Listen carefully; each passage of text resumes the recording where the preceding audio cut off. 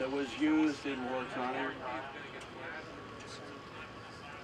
And depending on which engine was in which series, we're going to do a few passes first. Right. Engine was in the airplane. The queue is on taps, right? Okay, we got it ready. It 14, starts 1600 instantly horsepower. when we queue it. Is it a long one or is it a short? I don't know. But that maximum power is not going to be used for this. The one with the trumpet echo thing, the bugle echo? Oh, yeah. Probably 3/4 Hold it tight. power available to use. Take over the P-51.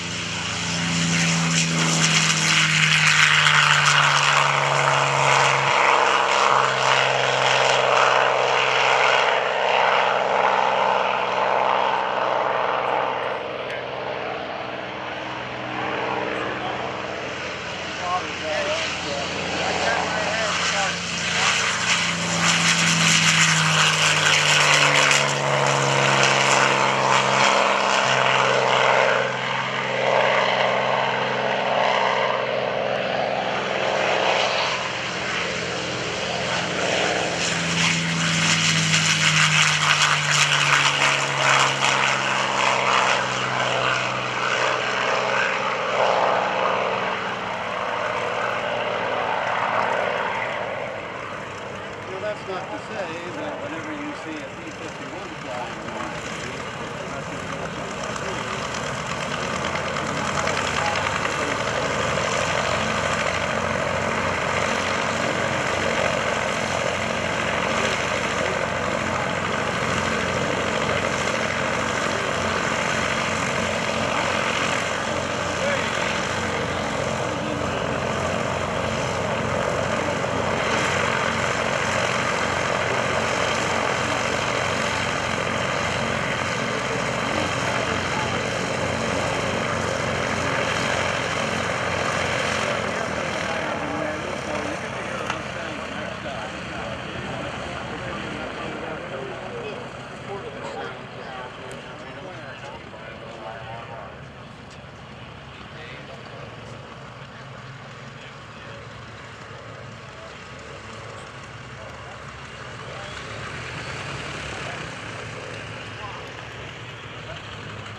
I got the P-25 in the shots down.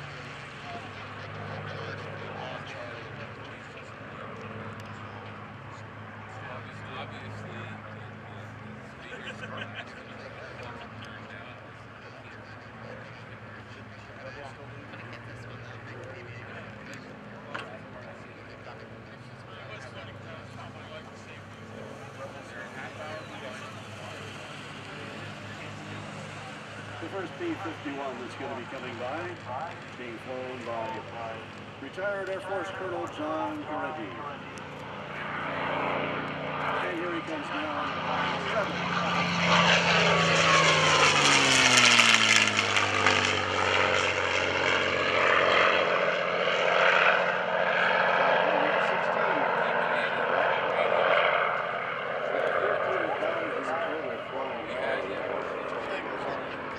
First officer on Boeing 777.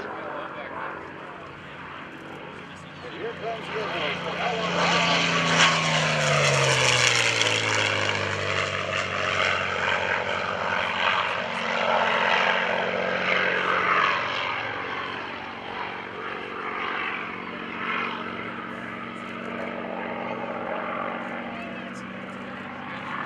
And the Brat III.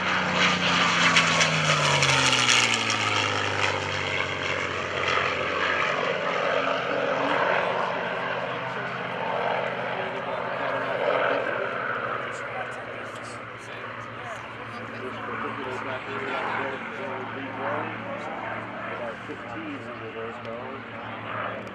This P-51 is a combat veteran, flown during the Italian campaigns in World War II. Being flown by Chuck Gardner in Dallas, Texas.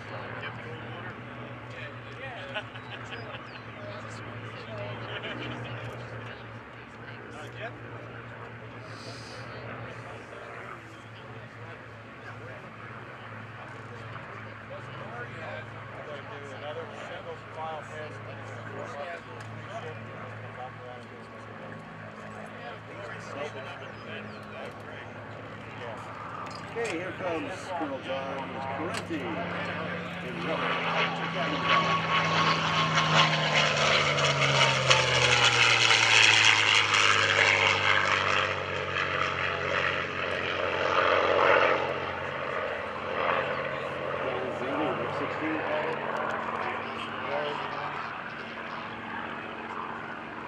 Some 150 combat hours.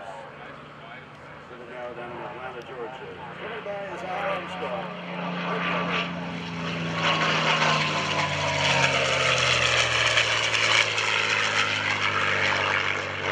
Nose Mustang. White black invasion stripes. Invasion stripes.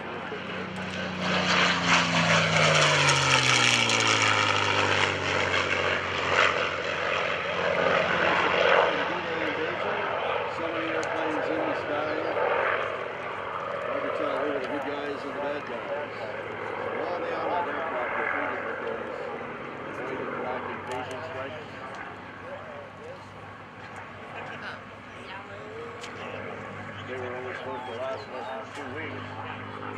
But some folks said, you know, they seem to be bringing us good luck, let's keep them on there for a while.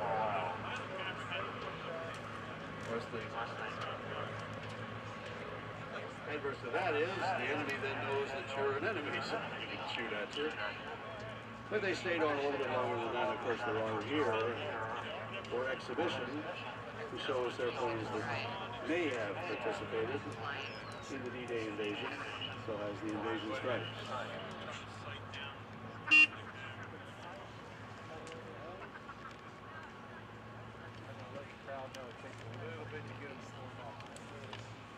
Now, right now, the aircraft are chasing each other down. They'll continue a turn because they're doing what's called a rejoin, had they been in formation before, but this is an original join-up. You can see all three aircraft. The one on the left wing is the leader, is in position. One on the outside of the turn, high side of the turn, has to use a little more power to get up into position. Then we'll get together in a three-ship, probably a fingertip formation. If you take your little pinky and pull it down with your thumb and hold out those three other fingers, that's the position of the three airplanes in formation as they come around. Lead out there in the middle and two airplanes on either wing. Stack back about 45 degrees and slightly below the altitude of the leader. And as we had before, we were talking about formation flying. They'll take a look at some part of the airplane of lead, probably the wingtip, either the front end or the back edge of the wingtip, and line that up on some point out on the nose of the airplane, and just keep those 2 points lined up, and you'll be in the same angular position back in the fingertip or V for victory formation.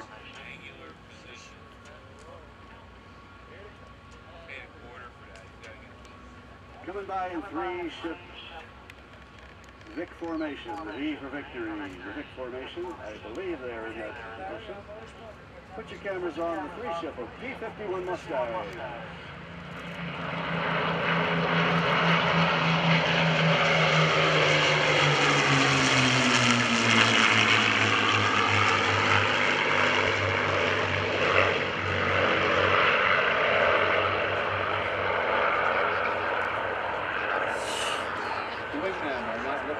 Except those points on the lead aircraft. They're not looking at the altitude, they're not looking at the airspeed.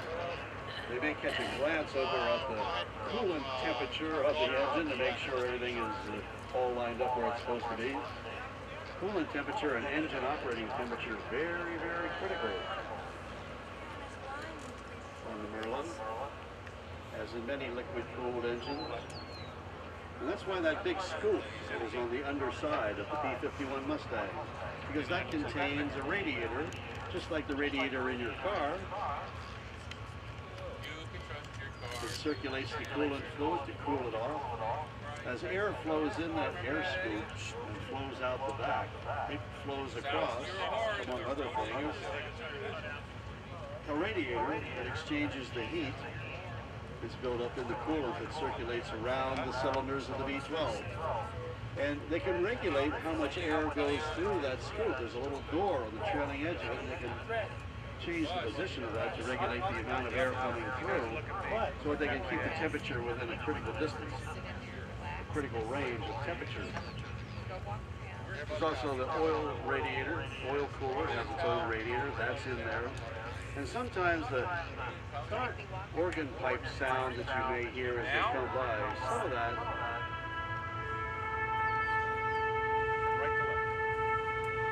We'll tell you all about that later. Right now, please rise as we play taps for the Missing Man formation.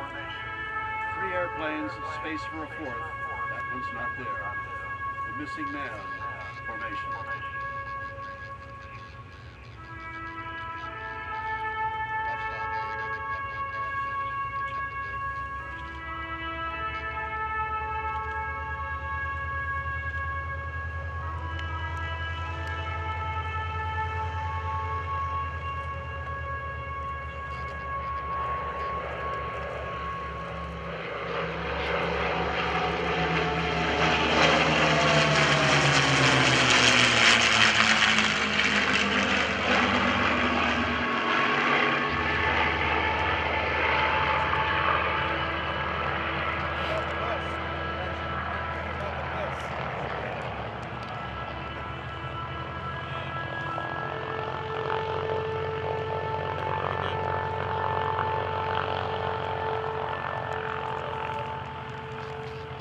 Thank you for your attention. I think many of you have seen that before because most of you were standing as a soldier at attention with your caps removed. That's the way it should be for the Missing Man formation. That was typical of the formation that fighters and bombers alike would fly in World War II as they returned to the field having lost a comrade in combat. It became a tradition with the British forces to use it as a flyover at funerals. The Missing Man formation. Flown by our P-51s. In tribute to all who have gone west, as we say.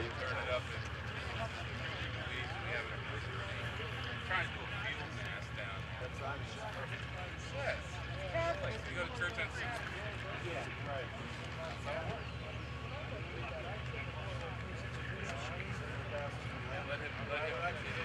We're going to do an echelon breakup, pitch up.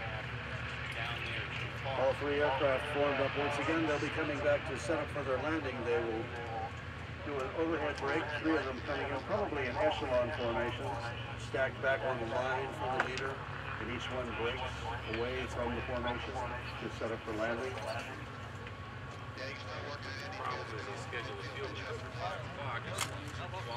This will also be a typical approach. Should have set it up at 5:30. Approach into the field and pitch up and break away.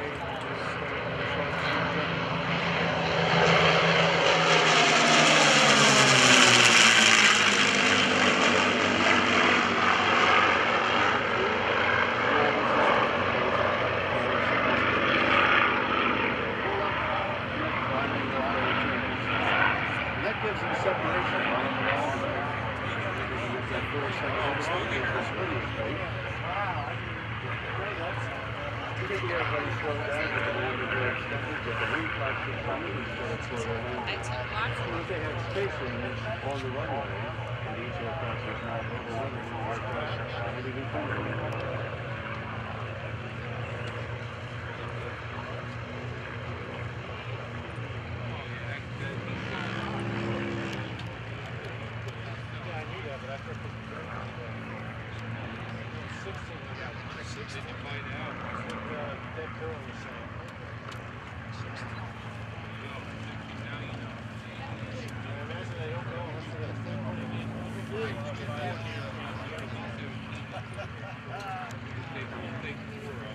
Okay, this place case is closed. You probably hear that a lot, but you never heard the radio program. Too little, not more. Just moving.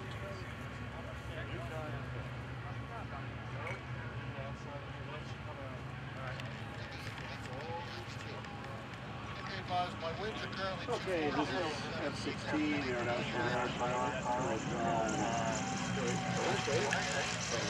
Georgia, pushing down the level. Once you get them on the ground, it's done. Right? Yeah.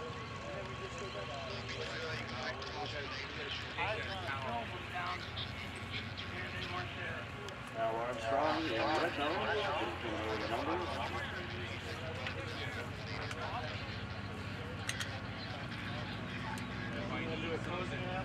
Yeah, have them when you get them on the ground. Have them do the closing.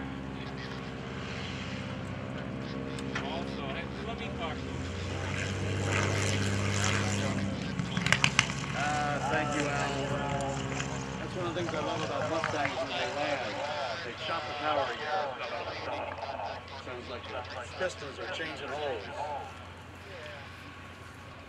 Yeah, that's it. Touching down so far down in front of us that we don't really get a chance to hear that, but he ran the power up to get out of the way and move on down the runway, and when he chopped it, that gave us a chance to hear it. Let's listen.